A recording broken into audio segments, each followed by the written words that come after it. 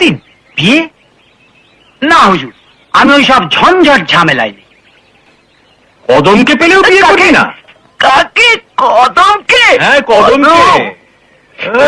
বাবা, বুঝেছি।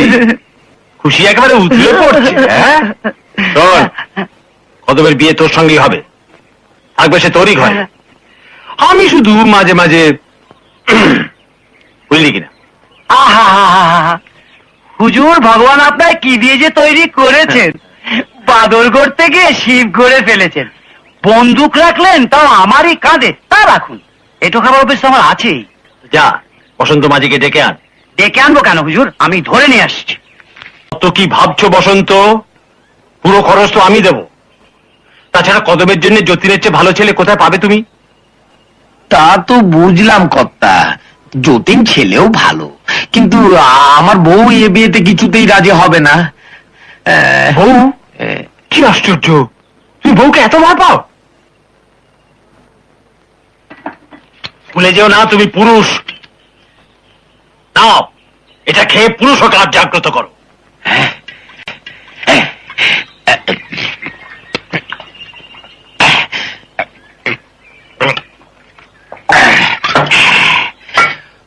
বিয়ে?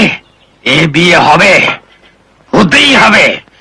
আমার বউশালী মাঝখানে কথা বলবার কে? হ্যাঁ, বাড়ির মালিক আমি। এক্সেলেন্ট, তো এই তো এতক্ষণে পুরুষ কাজ জাগ্রত হয়েছে। যতীন, যাই কর্তা। আহা, দেখছো দেখছো বসন্ত, তোমার জামাইকে কেমন মানিয়েছে? ও বাহ, বাহ বাহ বাহ, খুব সুন্দর বাড়ি। প্রণামই হোক শ্বশুর মশাই। থাকো বাবা জীবন। তা তুমি দেখতে পাচ্ছ যতীন তৈরি আছে, তুমি শুধু কদমকে যতীনের বাড়িতে পৌঁছে দাও, ব্যাস তোমার কাজ শেষ। ঠিক আছে, ঠিক আছে কর্তা, আমি আমি এক্ষুনি যাচ্ছি। চলো বাবা চলো।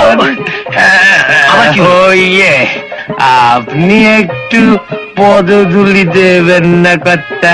হ্যাঁ, সেটা ঠিক উচিত হবে।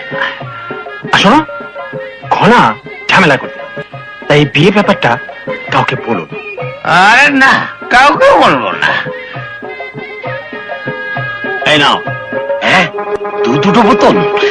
একটা যতীনের বাড়ি পর্যন্ত পৌঁছবার জন্য, হ্যাঁ, আর একটা বিয়ে পর্যন্ত পুরুষ কাজ জাগ্রত রাখবার জন্য।